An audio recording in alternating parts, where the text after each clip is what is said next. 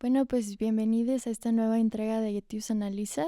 El día de hoy discutiremos un tema pues muy importante para nosotros, que es cómo los medios de comunicación retratan la cultura en Jalisco. Esto también es parte pues de uno de nuestros programas de investigación en Etius. Y bueno, mi nombre es Daniela y acá al lado mío está Nuria. Como invitados nos acompañan la periodista Rebeca Pérez Vega, quien es egresada de Ciencias y Técnica de la Comunicación de la Universidad de Valle de Atemajac. Por 24 años ha escrito en medios como Público Milenio, el diario NTR y Mural de Grupo Reforma, especializándose en periodismo cultural con la cobertura de la agenda artística local y nacional, así como la elaboración de piezas de investigación en temas de políticas públicas y financieras en la materia.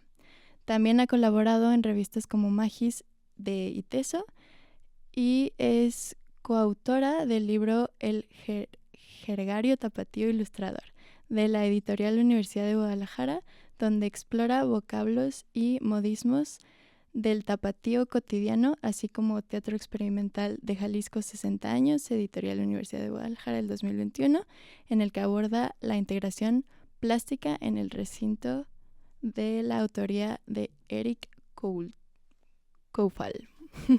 Todo eso. También tenemos el honor de recibir a José Israel Carranza, ensayista, narrador, editor y periodista, quien es autor de los libros Cerrando las 24 horas, ediciones Arlequín, Guadalajara 2003, La sonrisa de Isabela y otras conjeturas, Premio Nacional de Literatura Salvador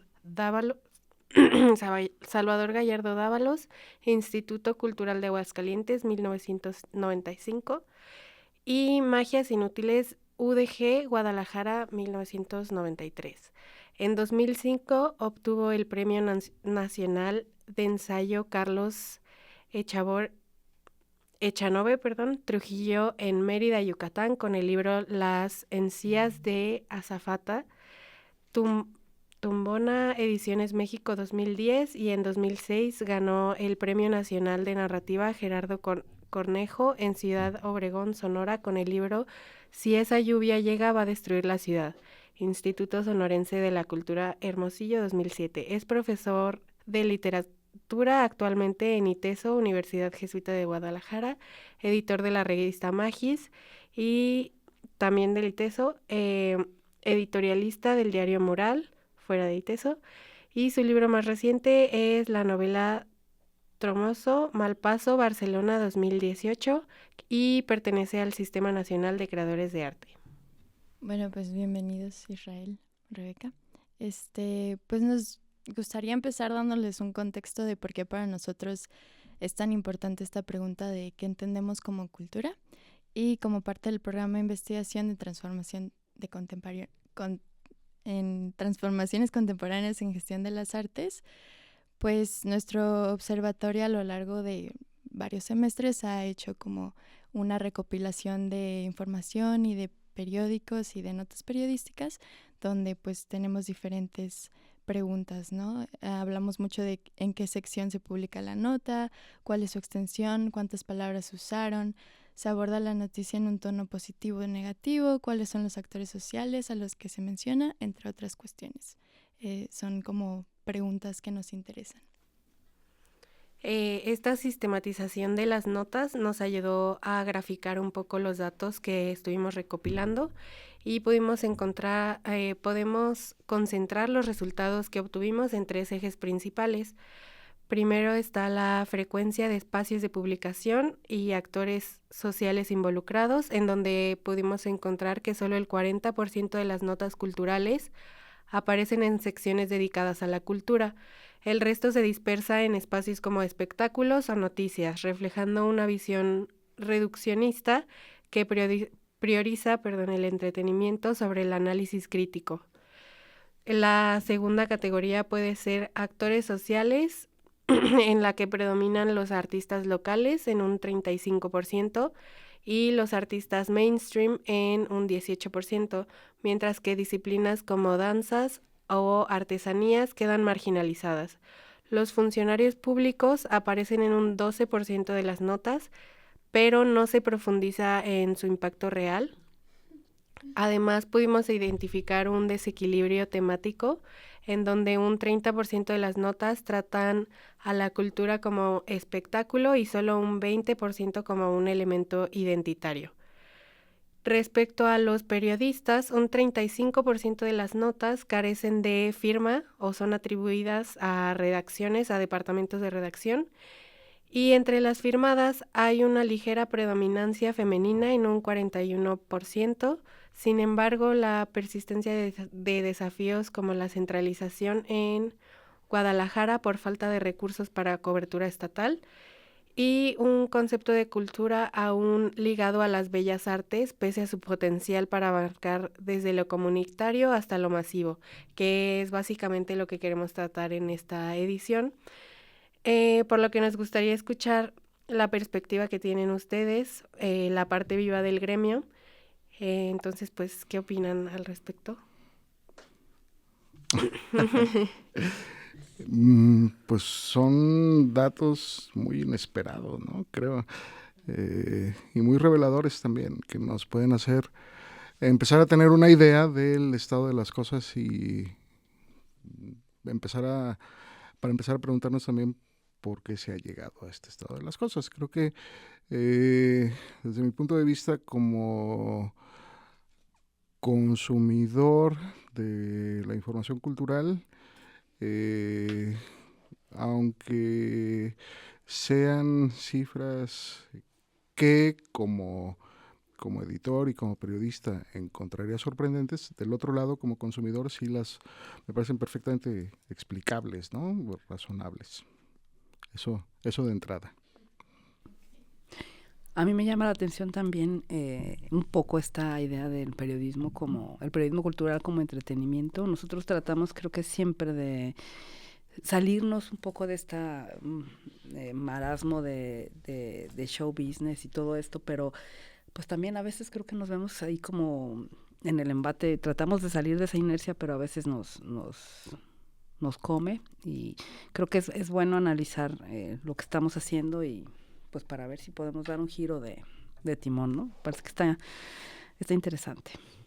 Una cosa que me llamó particularmente la atención, y creo que nos volteamos a ver en ese momento con cierto horror, es la proporción de apariciones de funcionarios públicos en las informaciones culturales, ¿no? Creo que un amigo decía que si él fuera director de un periódico, les prohibiría a sus reporteros ir a conferencias de prensa y recoger declaraciones de políticos, porque creo que eso pues es algo que termina por enturbiar la comprensión que tenemos de la cultura y la asimilación mejor que podemos esperar de ella, ¿no? En la sociedad en su conjunto, y que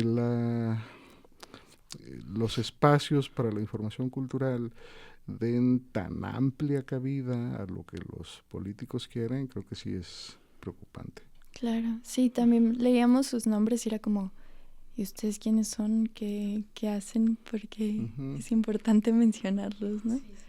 Sí, y muchas veces, o sea, tienes ese nombre y no tienes el nombre de quien escribió la nota periodística, ¿sabes? Entonces como la relevancia de quién habla, quién no habla y a quién escuchas y a quién no escuchas. Creo que eso tiene que ver con la falta de periodistas. Cuando una nota no se firma, por lo regular es un boletín que alguien ha tenido que darle vueltas y vueltas y vueltas, que por lo regular un boletín tiene voces de funcionarios, ¿no? Que favorecen de alguna de otra manera a la institución. Creo que tiene que haber ahí o con mucho espacio o con pocos periodistas o las dos. Y es muy raro que tengamos mucho espacio, entonces yo más bien creo que hay pocos periodistas cuando se hace eso. Sí, claro, sí. Sí, pues justo, o sea, creo que son cifras que encontramos, claro que no son todas las notas periodísticas, pero pues es una gran cantidad de notas las que leímos, ¿no? Y con Rebeca, contigo hablábamos mucho de cómo veíamos que eran muchas periodistas mujeres, ¿no? Las que firmaban, pero a mí también me parecía muy importante que ellas están en los medios locales y quizás en los estatales, pero quienes tienen voz, los hombres, pues, son en los medios nacionales. Entonces creo que ahí es como también algo como disruptivo, como esa idea de lo nacional y lo local, y quienes trabajan en lo local y quién trabaja en lo nacional. Pero no sé, pues es como lo que leemos, lo que tenemos ahí tangible, pero tampoco sabemos de dónde viene eso. Y también tú nos decías que hace unos pocos años era que empezaba a haber más mujeres en el medio. Digo, hablando de la experiencia propia, creo que creo que en el periodismo cultural, a diferencia de periodismo político o de seguridad, en el periodismo cultural creo que siempre ha habido un poquito más de equilibrio y de equidad.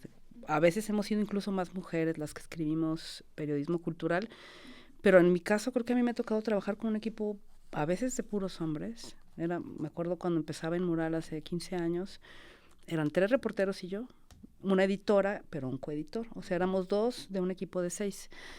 Y como que hubo también una tendencia después, yo creo que 2005, 2015, en que llegaron muchísimas mujeres, muchísimas periodistas muy jóvenes, muy buenas, con mucho gusto, pero luego lo que suele suceder es que pues se desencantan porque es una profesión pesada, muy mal pagada, y brincan a otras instancias. Luego se vuelve a renovar la plana, llegan chicos, me refiero a periodistas hombres, pero creo que a diferencia de otras fuentes, creo que el periodismo cultural siempre ha mantenido un balance, si no es que más mujeres. Okay. Ahora, que digan que sean 41%, creo que incluso podríamos ser hasta más, ¿eh? Sí, yo creo que sí. Sí. Pues hablando un poco de esa categorización de separar los diferentes gremios, podríamos hacerles la pregunta de ¿qué creen que entiendan los medios de comunicación en Jalisco como cultura?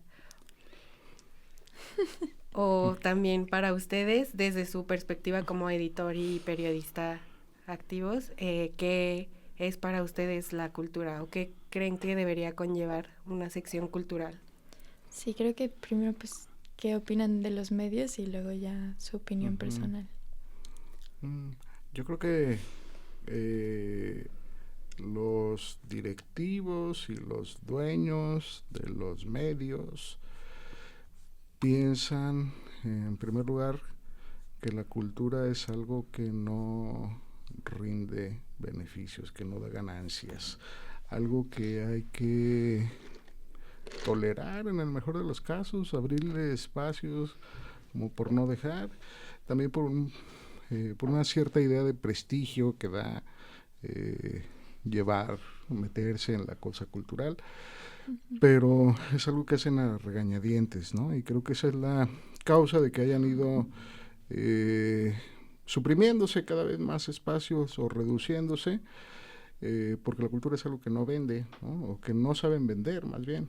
En realidad, creo que si apreciamos prácticas de otros lugares, lo que sucede con la prensa mexicana es que en esos términos, quiero decir con los directivos de la prensa mexicana y con los dueños de los medios, es que pues tienen muy poca imaginación para saber cómo hacer de la cultura algo rentable, ¿no? Que es pues, lo que primeramente les importa. Me parece que la gran crisis que se ha prolongado a lo largo de muchos años en la prensa en México y en el mundo, pero particularmente en México, tiene 2 causas principales. Una que es el fracaso de la educación en México a lo largo de varias generaciones. La gente no lee y cuando lee no entiende, y cuando entiende lo que quiere. Y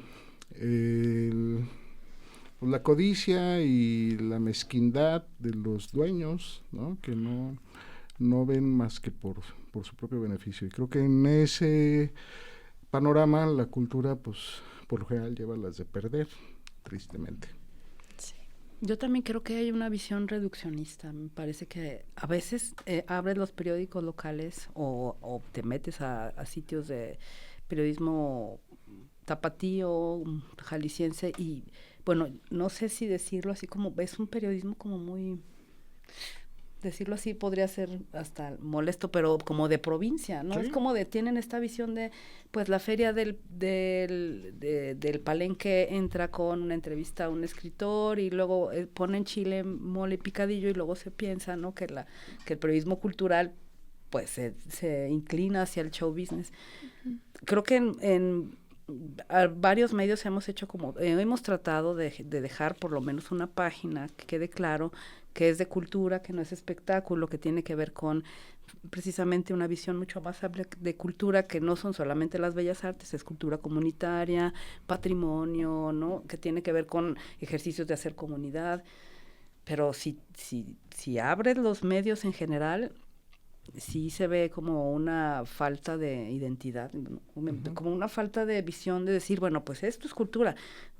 Si se pone uno a hablar, a decir, no, pues es que todo es cultura, en esa visión tan amplia, pues queda reducida este tipo de expresiones que merecen la pena, como la artesanía, por ejemplo, ¿no? De estos personajes marginales, que no entran en el discurso oficial. Creo que todavía nos falta mucho, aunque hay muchos esfuerzos, y creo que hubo un muy buen momento para el periodismo cultural con los grandes suplementos que se perdió, sí, ¿no? Y como que no hemos podido remontar bien a bien. Hay esfuerzos, lo digo, pero creo que seguimos en el camino. Sí, hubo una buena época. Yo a veces me da pendiente pecar de melancólico, de nostálgico, pero creo que hubo una época que quedó muy atrás, en que pues todos los periódicos tenían secciones culturales muy ricas, muy diversas, muy inclusivas y muy estimulantes también, y suplementos culturales, ¿no? Pero justo por la falta de imaginación de los propietarios, de los dueños, fueron reduciéndose cada vez más esos espacios, y lo que creo que es de llamar la atención es que a los lectores pues pareció no importarles, ¿no? Porque no hubo lectores que exigieran que se preservaran esos espacios o que se restituyeran cuando se iban cancelando.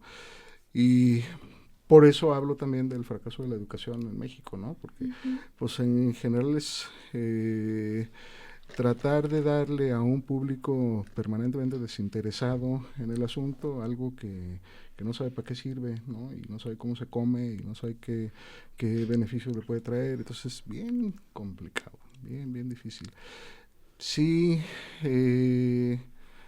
hay quienes dan la batalla, desde luego como Rebeca, haciendo un periodismo valioso, pertinente, necesario, para muchas personas en esta ciudad, pero las condiciones son bien adversas siempre. Claro. Y entonces, en este caso, para ustedes, ¿qué sería la cultura? Bueno, hablando un poquito desde su perspectiva, se nos ocurrió la pregunta de si tuvieran que cambiar el nombre de la sección cultural, ¿a cuál sería y por qué? Híjole, no lo sé. Creo que cuando no se quiere llamar a la cultura por su nombre, los resultados suelen ser desastrosos. Por ejemplo, periódicos que hablan de vida. ¿No? Vida y estilo. Vida y estilo, ajá. Y entonces caben un montón de cosas que confunden más la comprensión que podría tenerse de eso, ¿no? La cultura es una palabra que le da alergia a quienes nunca han estado interesados en eso,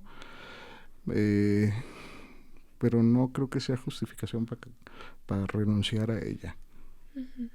Sí, también me parece, me acuerdo que me lo preguntaron en la entrevista pasada y lo pensé y dije, no sé si sería necesario cambiar la nomenclatura, a veces quizá porque también hay personas que se sienten pues un poco, no sé si, ¿cómo decirlo?, alejadas del término, ¿no? Es decir, cultura, pues esto es para la élite, esto es para el círculo rojo, quizá habría formas de de llamarla sin llamarla, ¿no? De decirlo sin decirlo, que también se puede correr el riesgo, me parece, de trivializar y volver a hacer estas secciones que no tienen ni pies ni cabezas. Habría que repensarlo. Yo creo que sí puede ser cultura sin ser cultura, ¿no? Sí. Porque ayer veía un fenómeno muy interesante en el Museo de la Ciudad. Es rarísimo que un museo como el Museo de la Ciudad, que está en el centro Tapatío y por la calle Independencia, se llene. Ayer había filas para ver una exposición que tenía que ver con la recreación de edificios antiguos que desaparecieron, ¿no? Por ejemplo, el Puente de Medrano, el edificio de fábricas de Francia anterior, o sea, muchísimos edificios. Pero el gran éxito de todo esto fue que el chico que se dedica a hacer esta magia con la inteligencia artificial estuvo haciendo una promoción en TikTok, pero brutal. O sea, que este tipo de herramientas sirvan para que atraigas a cualquier cantidad de personas, porque había adultos mayores, había chiquitos, había de todo. Y que ese tipo de plataformas sirvan para que la gente conozca el museo, que había más de 500 personas. Digo, eso es, a lo mejor para un concierto es nada, ¿no? Pero para una exposición es inédito. Y yo creo que a lo mejor hay mucha gente que le tiene miedo a acercarse a la cultura, ¿no? Porque entonces, no sé, habría que quizá, no sé, pensar, quizá la nomenclatura no sea la correcta o sin caer en este riesgo de trivializar. Claro, o también habría que evitar siempre la condescendencia con los lectores y el menosprecio de los lectores.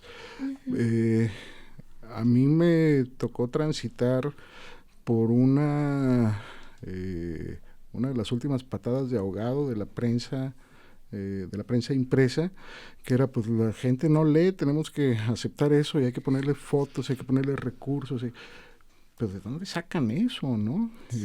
Y creo que ese menosprecio del público, pues el público se lo termina cobrando, ¿no? Y se va a otros lados a enterarse de lo que le interesa.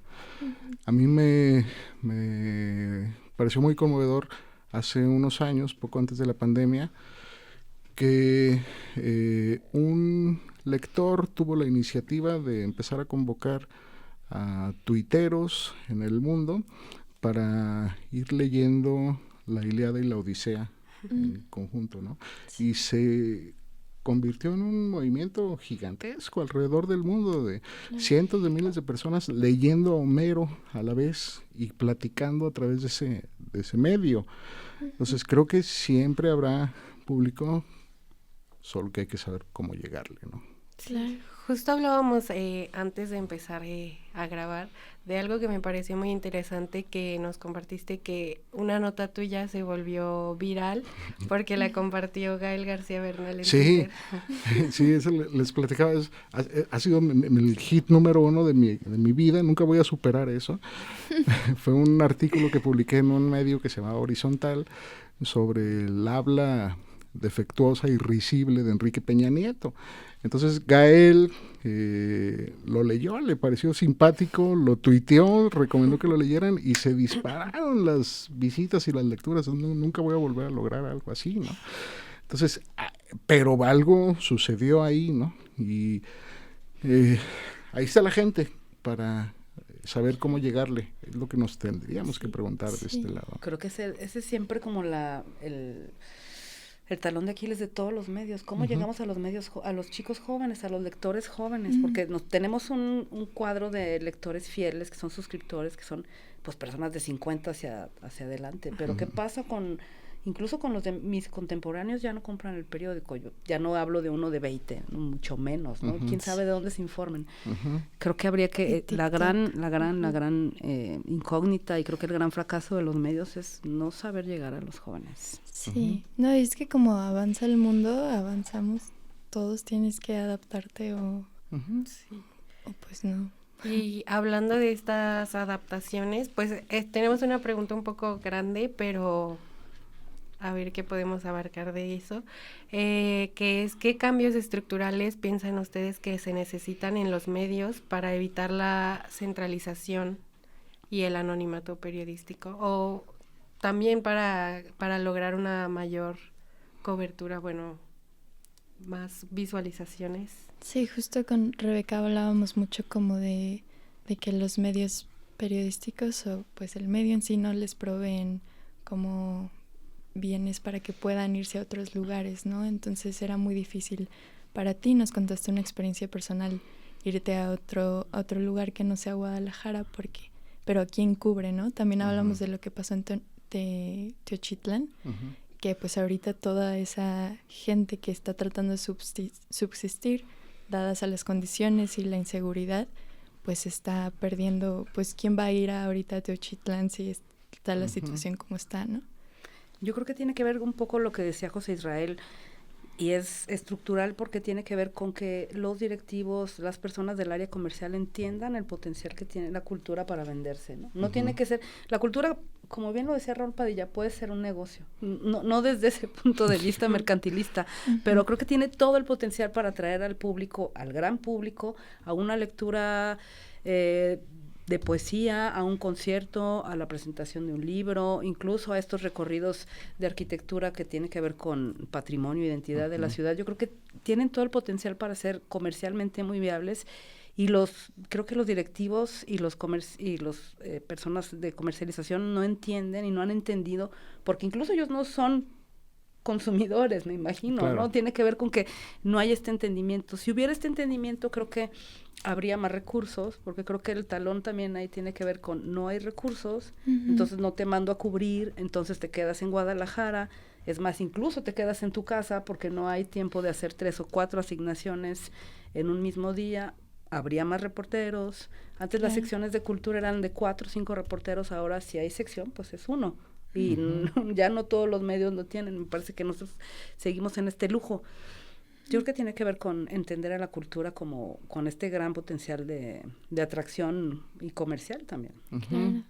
Sí, yo insisto en el problema de la falta de imaginación. Gabriel Said ha reflexionado mucho al respecto. Gabriel Said como una persona naturalmente interesada en la cultura, como poeta, como creador, como estudioso de la cultura mexicana, pero además como economista.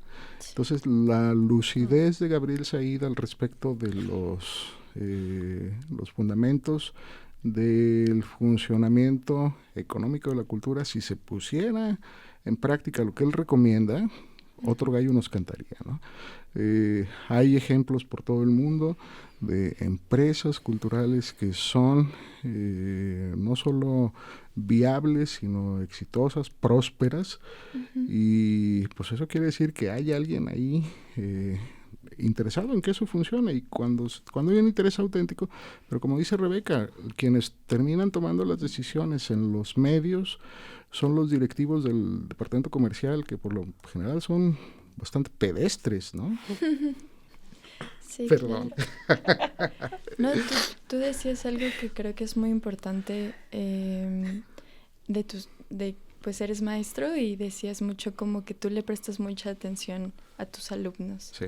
Y creo que va un poquito de la mano con prestarle atención a tu público, ¿no? O sea, creo que a lo mejor hay gente que no tiene como mucha atención hacia el mercado, a quien les están vendiendo y todo esto, entonces, pues, ¿cómo vas a saber qué les gusta, no? Si no, ¿qué les vas a dar si no sabes qué les gusta?